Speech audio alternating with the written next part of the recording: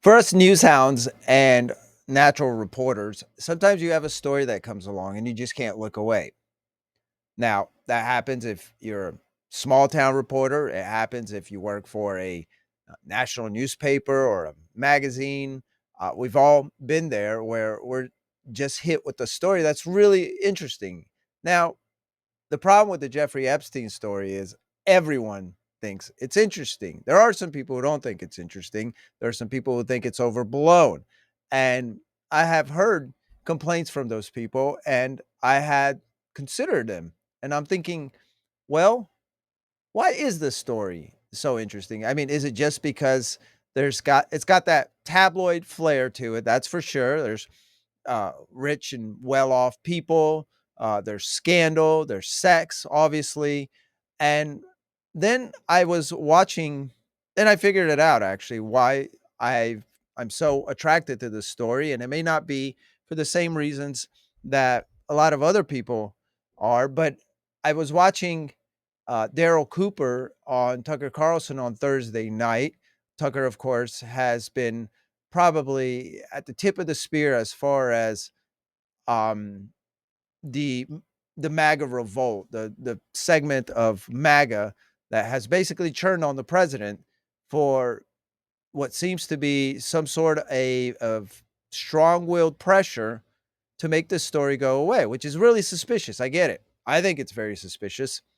Anyway, so I listened to Daryl Cooper, and I've heard Daryl Cooper's six-part series. I believe it's a six-part series a long time ago. He does these long podcasts where he basically reads everything that exists on the topic. He takes forever to roll them out, but he does eventually after he reads everything he can get his hands on, and he does very good long form podcasts. He was kind of skewered in the debate between Dave Smith and Douglas Murray because Douglas Murray kind of made fun of him. He did this snooty thing where he said, "Oh, he's not a historian." Bad British accent, I know.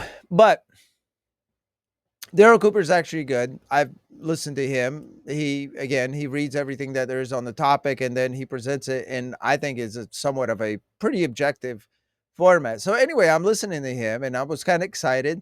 It was Tucker's way of kind of um trolling.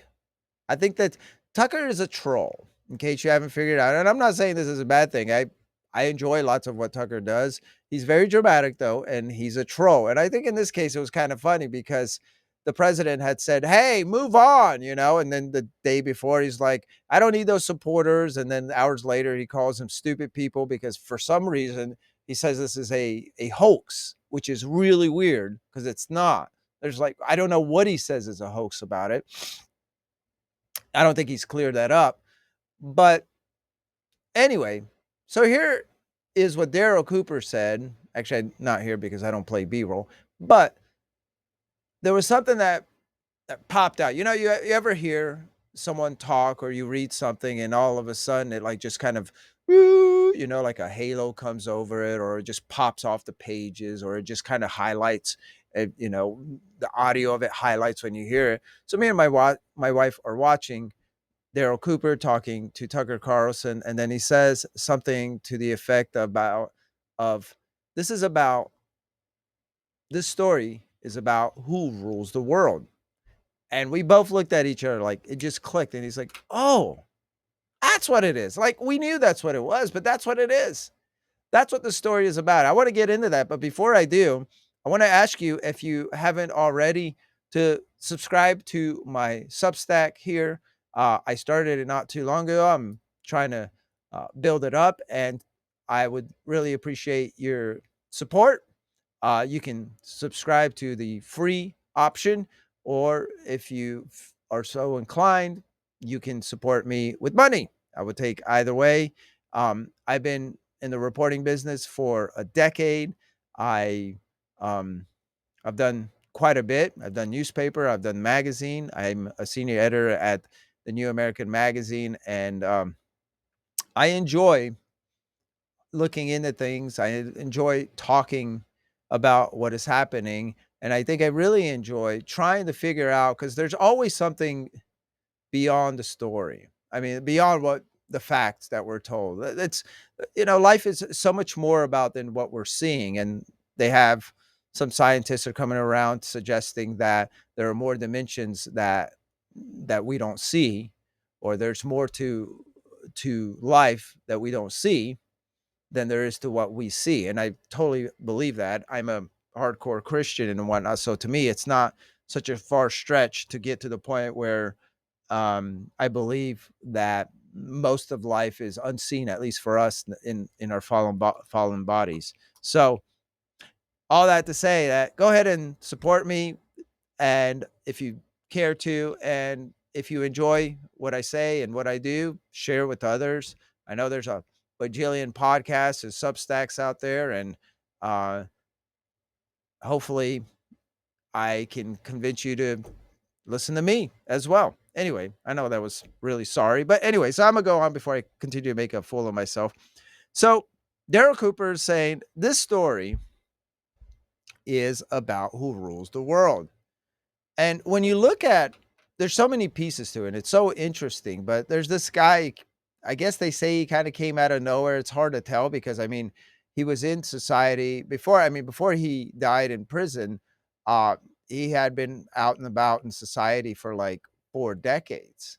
Kind of 4 decades. I mean, and there are a lot of parts of his stories that really don't make sense, including the fact that apparently he had a he had a consulting firm where he managed rich people's money, but apparently he would only touch people's money, like he would only work with people who were at least billionaires. And that's kind of incredulous because everyone in finance says, I've never heard of a someone that works like that. Apparently he had turned down someone who was just 100 millionaire or whatever. I think he had like 5 or 600 million that he was looking to invest, and Epstein apparently turned that down. So that's weird, and that is not likely true. I mean that may be the case that he turned them down, but that tells me that he was probably not doing that because that just doesn't make any sense. There are other things that don't make sense. There's a lot of evidence suggesting that this guy who had all these connections, and everyone knew he was a pervert, and he had what was called the Lolita Express. That's what the airplane that went to his island was called. That's from Nabokov book about basically pedophilia. And so people knew what he was up to. And so all the charges and everything that came out before he died was tied to his soliciting minors, his pedophilia and whatnot. But the big question and the thing that never got answered was whether or not this is what people want to know. I mean, they suspect they already know. So I don't know how this thing is going to get solved as far as transparency, because I think short of telling the people what we already think we know, and that is that he was part of this uh, blackmail network that was likely set up by intelligence agencies. Short of telling us that, I don't think anyone's going to believe anything else. And so, as of now, the official story is that he was a pervert, he was a pedophile, and it was just him and all the girls that apparently were recruited by his co-conspirator for him and were not. And so that's really not believable. That's really not believable. Then there was, another thing that's really, really shady is that deal he got in 2008, this plea deal. Apparently, there was like 40 witnesses who were ready to testify. I mean, they were ready to send this guy to prison for life.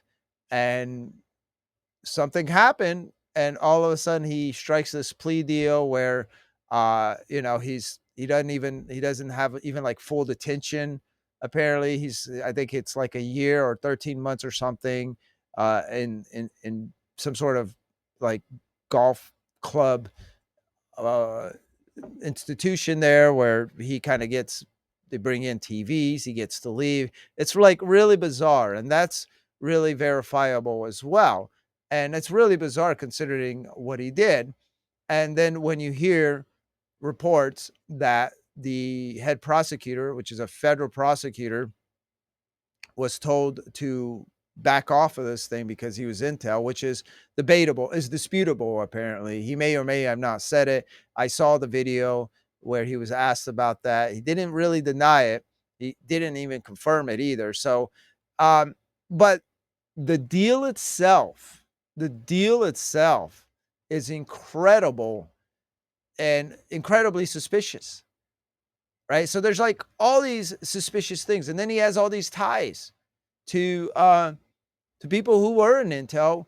The foremost among them, Robert Maxwell, who is the father, who was the father of his his girlfriend, Ghislaine Maxwell, and so it's pretty well documented that Robert Maxwell was intel, and supposedly he kind of bounced around. He was kind of a, depending on which researcher you talk to, he was either well, not either. Apparently, he could have been MI5. He worked with the Soviets, uh, and he worked with Israelis, the Israelis. And so, depending on who you ask, some think that he was his prime royalty. I mean, his primary loyalty was to the Israelis. So there is a segment of of um, of commentators and researchers and whatnot who lean exactly towards that. They're saying what this is really is a an Israeli intelligence operation,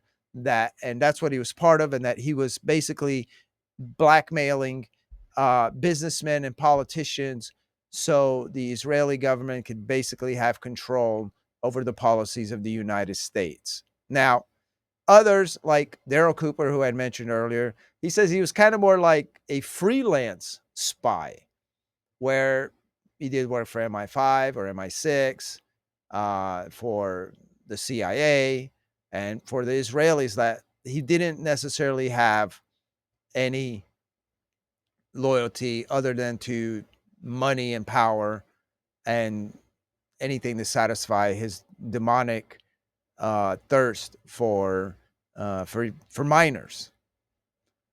Um, but none of that is anywhere near in any of the official files.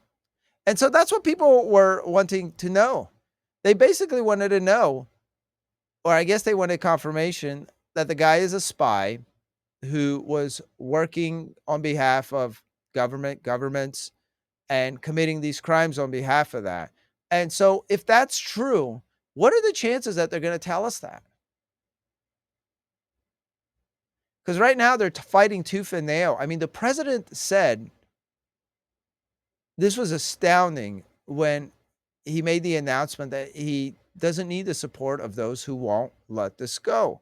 And a couple hours later, he called them stupid people. And then he called it like a Democrat hoax. Now, the Democrats have finally gotten on board because they're so inept. They didn't even like jump on this from the beginning. It like lingered on and on. It was many, many days later when they started piling on, because I mean, they're just, luckily for Trump, they're so discombobulated over there. I mean, they're retards. You have to think they're still trying to recover from a multi-year campaign of trying to convince the world that boys can be girls and girls can be boys. I mean, they fought for that. They fought for child mutilation. I mean, this is good. It's going to be a long time before the world's going to forget that. So, fortunately for Trump, for the GOP, the Democrats are basically seen as, commie trainees who have no sense about them. So they're in a good position there. So right now the main fight is within MAGA. The revolt is within MAGA. And Trump, I think, thought that if he just kind of corrals everyone, he could just will his people to move past this. And he's finding out that that's not the case, because MAGA is not a cult. Maybe he even thought so. I mean, I've met people in MAGA. I've met him at rallies. I met him at CPAC. And, almost everyone is amazing, I would say. Actually, even the cultish ones. But I did meet a lot of people, I guess a lot. I don't know if you could call it a lot, but I was always surprised to learn, if you talk to enough people at a rally or at CPAC, you'll learn you'll run into someone who eventually says there's something to the effect that only Trump can fix this. And I always thought that was very weird because to put so much on one man, first of all, is irrational, and secondly, it's kind of ignorant because it means that you don't realize the extent, the degree, the high degree that the rot goes. This rot, this system um, that continues to plunder us day by day, year by year, decade by decade, that continues to perpetuate wars, even though we don't want. That had open border policies almost up until like 3 hours ago, despite the fact that Americans never wanted it. This system is so corrupt and it's so entrenched with diabolic people and systems. It's been like this for a long time. So to assume that one guy is going to come along and he's going to fix it all, that's that's so irrational, and that's what cults are. To aside from Jesus, there's not one single man who can fix everything. So it's ridiculous, but I have run into them. So anyway, maybe Trump believed a little more in his power than he should have. And he thought that, well, look, whatever information came across, it sounds like he and or some of his people, they made the decision that we're just going to see if we can make this thing go away. I know that we told them there'd be more. We had that stupid binder gate fiasco there with phase one binders, and maybe they'll forget that there's that we're not going to give them phase two. There was Pam Bondi in February saying, I have them sitting on my desk. I have it sitting on my desk, referring to the client list. Now she's saying it's not. It clearly is. That is clearly what she was referring to. She was specifically asked about the client list. And secondly, when she responded with the singular, I have it. It's sitting on my desk. So no, and there's all these other instances. I mean, for a year, even Kash Patel and Bongino, and even Trump himself, even I'll give credit to Trump in the sense that he, when he was asked before, he did say whenever he always responded that, yeah, he'd be open to releasing them, but he did so with trepidation. And he even said in one of those, and you can look in one of my stories, I have a link to that. He was saying, as long as it doesn't harm any innocent people. So there's indications that there's some truth to this, that he is trying to prevent innocent people from being harmed. I mean, that's the best case scenario. Now, some would say it's like, no, he's protecting himself. It's well documented that Trump and Epstein spent time together. There was a recent Wall Street Journal article, which sounds to me like it's every bit true, of I guess Ghislaine was making Epstein like some sort of photo album, and Trump gave him a card that had like a naked woman and a note from him on it. Now Trump is denying this, and he's saying he's going to sue. But that does sound like Trump. There's also a New York Magazine article that I had recently read from I think it's like 2000 or whatever, when the guy was just kind of coming up on the scene, and they did a profile on him, and Trump is in there too. And Trump's like, yeah, great guy. He likes women. He likes them a little bit on the young side, and he likes beautiful women as much as I do. Right. So it's like, we know that connection existed. Okay. The big question is like, why is Trump so determined to move past this? And I don't know. Tucker says also that he got some inside baseball telling him that that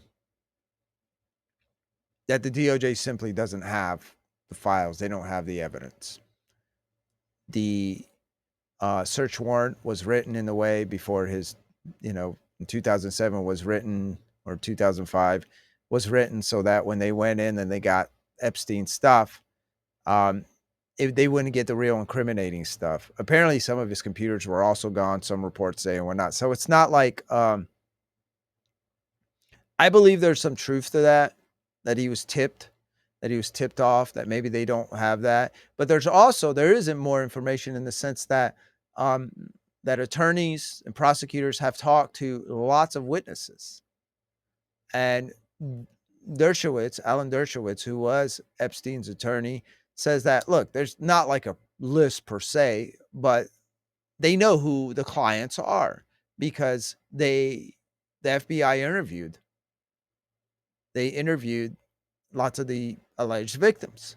So they know who these are. So they have a lot of information. It's not we know they have more information than they're giving us. And so the big question is like, why are they not giving us this information? And it comes back to maybe what Cooper's saying is like, when you start to see all the people who were in this guy's circle, from Bill Clinton to Trump to Bill Gates to Stephen Hawking to Ehud Barak, the prime minister of Israel, and there's lots of Israelis that he was connected with, all sort of, people in France, high society in England. And so this guy's bouncing around the world. He's making all these connections. He's got this, he happens to be a sex trafficker. Like there's all these things. And what maybe that's what it really is. What this is a glimpse of the system that rules the world. Maybe that's what this is. And that's why maybe they don't want this to get out. Now, I'm a big proponent of truth at all cost, like the famous Martin Luther quote. What is it? Peace when possible, truth at all cost. I totally believe that. I don't know anything that's more sacred than the truth. I believe there's a good reason why Jesus said he is the truth and the light, because truth is sacred. It's very important. We should not want to live in a world of lies. No matter where your loyalty lies, it should lie with the truth. And so perhaps the reason they don't want to tell us more about this case is because then they're going to provide a portal. They're going to provide a stage into who's really running the world, how they're doing it, how they're getting away with everything. And then that's really going to, we don't know what that's going to do. We don't really know what that's going to do because the people have been getting tired. People have been realizing, especially as information has become more democratized, they've been learning that there's a two-tier justice system. And they've been seeing that, obviously, especially during the last 4 years. We've been watching people get away with all sorts of crimes, high society people, the Clintons especially come to mind. They gotten away with so much. There's all these people got away during the Biden administration. There's a guy there, I don't know if it's just him or if there's someone, they ran the White House. It wasn't the president. They lied to the people. And it's like, as of now, they've still gotten away. They opened the borders wide. I mean, just something that's illegal, and it tremendously hurts the American people to have open borders, especially like that. It's like 100,000 people a year die from fentanyl. There's all these things that they're doing that they don't need to be doing, that they can fix, that they're not. And, whether it be the government, whether it be a high society, corporate magnates or whatever, it's like they all seem to work together. They're in a class of their own. A lot of them don't pay taxes. There's all sorts of stuff that they're above the law. And meanwhile, they're on our backs. And our life is getting, our standard of living, not mine specifically, but our standard of living in general has gotten worse. It's harder to get insurance. It's harder to make a living. Food has become exponentially expensive. And we know that it's also much, much harder for people to buy homes. There's a slew of factors that show that the standard of living here has gotten worse, tremendously worse. And the cities have gotten worse, and the friction between the people have gotten worse. This is not the country that it was 50, 60 years ago. They ruined it. They keep going to war, and we don't want war. There's like a million things that we can look at and say, they're doing these things, and we don't want these things. We don't want open borders. We don't want forever wars. We don't want our money to continue being devalued. We don't want to be lied to all the time. We want justice when people, no matter how much money they have, commit crimes. And we don't see any of that. So that's what this is about, it seems like. It seems like that kind of encapsulates the Jeffrey Epstein saga, encapsulates every rotten element of the system that we all live in. And maybe they just don't want to give us the receipts for that.